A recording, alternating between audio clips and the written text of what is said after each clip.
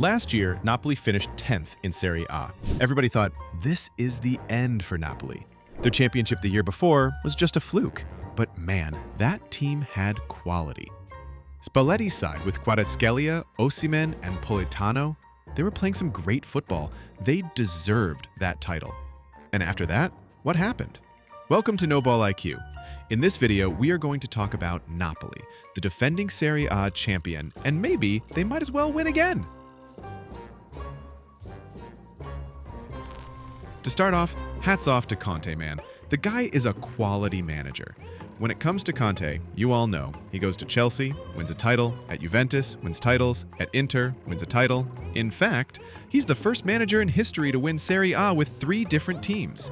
So he came in and he had a plan, and boy, Napoli cooked under him.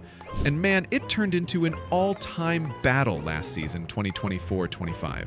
The Serie A title race went down to the last match day. Inter would go ahead one week, then Napoli the next. It was neck and neck. By the final match day, Napoli had only a 1-point lead. In their last game, they had to win, no matter what happened with Inter. Inter did win their match, but Napoli also won theirs. And in that match, Scott McTominay fired in an awesome goal, a half-volley scorpion kick kind of thing. It was a crazy goal, and it capped a crazy achievement for a team that had fallen so far the previous year. So, who gets the credit for this comeback? Obviously, everyone knows Conte will take the credit, but I've got to give some credit to De Laurentiis as well. Usually I don't praise that guy so much, but the way he built the team this year, the ambition he showed, it's crazy. Now look, they've qualified for the Champions League and also won the Scudetto. What's next? First order of business, in my opinion, would be increasing the squad depth. And how did they win last year? They basically won the Scudetto on the back of their defense. They conceded the fewest goals, they had the lowest expected goals against any team in the league. Yet, they also created some good chances on the attacking side. They didn't score a ton, only 59 goals in the league, but they conceded the least. As the saying goes, attack wins you games, defense wins you titles. Napoli proved that perfectly. But this year, can Napoli charge into the Champions League and give us a strong performance? Because we all know, with Conte, there will be some surprises. But the bigger question is, can they do back-to-back titles? They are signing players, actually brilliant players. First of all, KDB has come in. And let me tell you, KDB hasn't come here to retire or for a holiday. He's come to prove everyone wrong, especially Manchester City. City didn't offer him a new contract. They basically said, you're done, you can go. In the end, they promised to make a statue of him someday, sure. But the way City treated him, Kevin De Bruyne is a legend, obviously, and he was waiting on a contract extension while he was on holiday. It never came. So, KDB was caught between 2 options, MLS or Serie A. There were some minor links to Liverpool, but nothing concrete.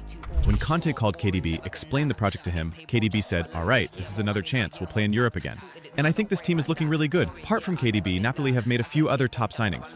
The first is Noah Lang. This year with PSV, he played 29 league matches with 11 goals and 10 assists.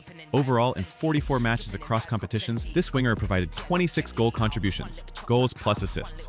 That's solid, and definitely he's an explosive winger.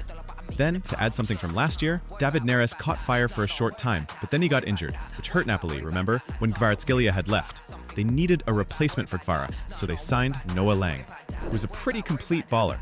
Next, they've signed a striker. And what a quality striker, Lorenzo Luca. His aerial win percentage is solid. Now let me tell you one thing. Picture a KDB cross, Lorenzo Luca rising high, and boom, header into the net. That is exactly what's going to happen. Why?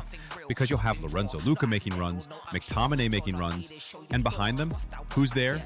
Lukaku, whom we affectionately nicknamed Lakaka, is also lurking behind, and KDB is going to be whipping in cross after cross. So this is the picture we're looking at for Napoli. This is the balance I see. Lorenzo Luca and Lukaku up top as a strike partnership. Napoli can play a proper 2-striker system again. Then, one of my favorite and very underrated defenders is Sam Bukima. He was at Bologna, and man, this guy is a crazy baller. 24 years of age, not too old, not too young, just the right level of experience in Italian football. Napoli signed him for 31 million euros, which is a pretty good deal. The guy is top-notch. Under Thiago Motta, Bologna played a style of building from the back, and Bukima fit right in. But that's not all. According to reports, Napoli have also signed Juan Luis Sanchez from Sevilla. He's 21 years old and another quality baller. Fun fact, as a kid, he used to play on the wing. Then, on loan at Mirandas, in the Spanish Segunda, they converted him into a right back. The guy's fairly tall, has good physicality, so he turned into a solid natural defender. Overall, you're getting a pretty high-quality player here. Now the question is, how does Napoli play? And how did McTominay perform so well for Napoli? A lot of people wonder how McTominay, who wasn't doing much at Manchester United, suddenly looked so good at Napoli. What actually happened? How did Conte unlock McTominay? It's actually simple. Conte looked at his players, their profiles, and realized, okay, you're a bottle, you're a pen. I'm going to fill water in the bottle and write with the pen. Meaning, use each tool for its intended purpose. This is a huge part of management, recognizing a player's profile and using him in his strongest role. Conte does this brilliantly. So what did he do? He told McTominay, in our midfield three, you will be the furthest forward player. Initially, Napoli lined up in a 3-4-2-1 formation. Then Conte shifted it, and the shift basically became a kind of 4-2-3-1 shape in practice. Often, Napoli's shape looked like McTominay was the highest midfielder, almost playing off the striker. Conte didn't ask McTominay to drop deep to build play or carry the ball from the back. He told him, your job is to crash the box along with Lukaku. So, the two wingers would come inside. Anguissa and Lobotka formed a double pivot. And even if it started as a midfield three, in practice, Lobotka often dropped to form a back three with the center backs and Di Lorenzo, while McTominay was free to push forward. That was his natural position, arriving late into the box. So his responsibility wasn't to help in the build-up. His responsibility was to be that extra man up top, to pull the opposition center backs or midfielders out of position, to make runs into the box. This, in turn, freed up others. For example, Spinazzola, who sometimes played as a wingback, could get forward into the space, and a better ball carrier from deep could drive forward. So ultimately, here's the point. Napoli under Conte, with KDB, with Lorenzo Luca, with Juanlu, how are they going to line up? That's a big question. I dug around, tried to figure it out. What I found is that Conte changed the formation a lot based on which players were available. First, Kvara left. Then Neres got injured, and McTominay was used in midfield and at times on the left. But one thing was consistent. No matter if it looked like a 4-2-3-1 or a 4-3-3 on paper, the average positions of the players often ended up like a back three. Because with Lobotka, and sometimes Billy Gilmore, in midfield, what happened is Lobotka would drop between the center backs along with Di Lorenzo, forming a quasi-back three, while the left back, like Spinazzola, pushed up very high. They did this kind of lopsided shape regularly. When Neres got injured, Conte adapted by playing Raspadori as a second striker next to Lukaku. Raspadori would start as a number 10, but he'd play very close to Lukaku up front, almost like a strike partner, as you can see in their shape. And McTominay would position himself on the left side. So the big question is, will Napoli revert to a back three? Will Conte go back to his favorite 3-5-2 formation with these new players? Honestly, I'm not entirely sure he will start that way. The setup I'm imagining, with all the new signings on the pitch, I'm not completely confident about it defensively.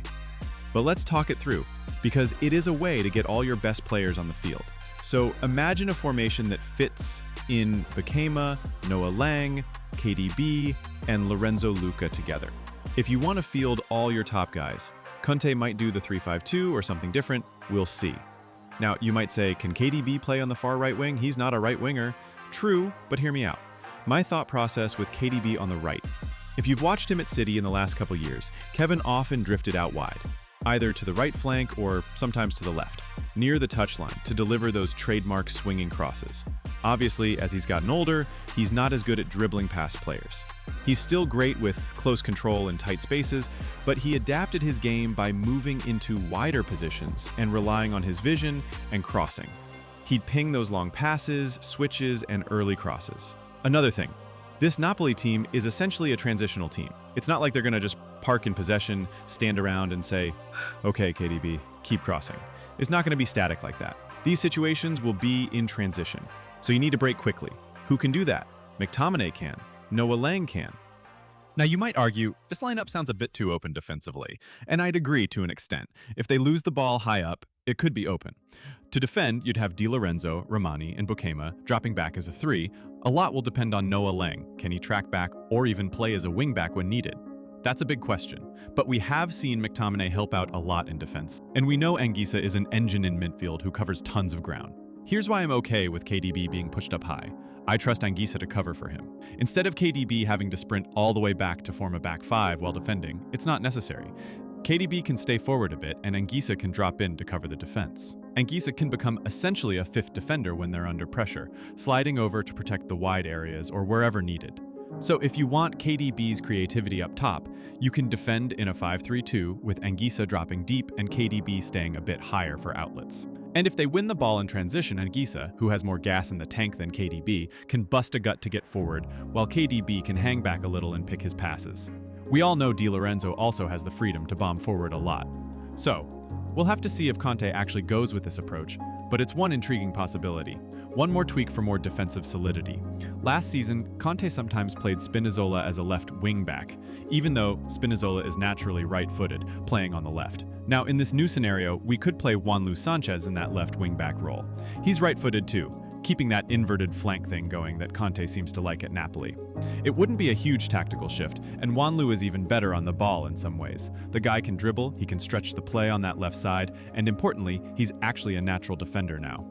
In the last 2 to 3 years, he's learned the defensive side, so if you need him to drop back into a flat back four while defending, he can do that comfortably. Ultimately, instead of a true back five, Napoli could often defend in a back four, with Anguissa helping to cover the left flank and McTominay dropping to help on the right, and KDB tucking centrally. It could look like a 4-3-1-2 in those moments. Now, why am I skeptical about Luka and Lukaku starting together? I don't know, I just have a feeling that partnership might not be optimal, at least not from the get-go. It's about mobility. I don't see a ton of mobility if both of them start side by side. Think about it, when Raspadori was partnering with Lukaku last season, Raspadori offered a lot of movement, dropping deep, drifting around. I dug into some stats. Lorenzo Luca's shot-creating actions are pretty low, around 1.26 per game. That tells me he's not creating many chances for others. He's not a link-up guy, at least to me as a neutral. So maybe Conte will alternate them. For instance, if Lukaku drops deep, Luka can remain the high striker. It's going to depend on how well they can press as a unit, too. If fielding both together isn't working out, it's simple. You won't see Luka and Lukaku together from the start too often. Probably Lukaku starts, and Luka comes off the bench as an impact sub. Because remember, what was the goal of these signings? Increasing depth. You're adding quality in numbers, so you don't have to field every star for 90 minutes or force all of them into one lineup. You can rotate, you have options. So honestly, Napoli doesn't have to play two strikers at once all the time. They could do something simpler. For example, Matteo Politano, what a crazy good player he is. He's still around. There's no need to worry if we're not playing two out-and-out strikers. We have wingers like Politano. You could easily field an attacking fullback on the left, say Juanlu, and Politano on the right wing, Anguissa and Lobotka in midfield. Maybe Billy Gilmore comes in sometimes, and McTominay in that advanced midfield role he thrived in. And when you have characters like David Neres, this guy, by the way, is always in some off-field shenanigans. One year he's breaking COVID restrictions to go party. Another time he's getting mobbed on the streets of Naples. He's a wild character, but he's a good baller.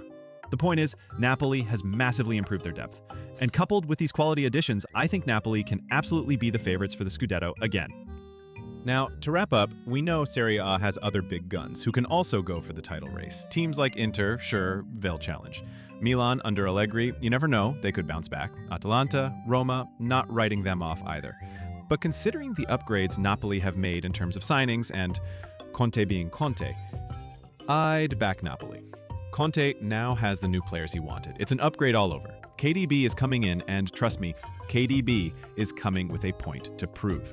Sam Bukema, quality baller at the back. Noah Lang, we already know what he can do. So, what I'm saying is, watch out for Napoli. And that's that. I think I'll wrap it up here. Thank you so much for watching this video. Thank you guys for staying this far in the video. Thank you for your time. And as always, don't forget to subscribe. Not because I crave validation or anything, just, for motivation. Take care and peace out.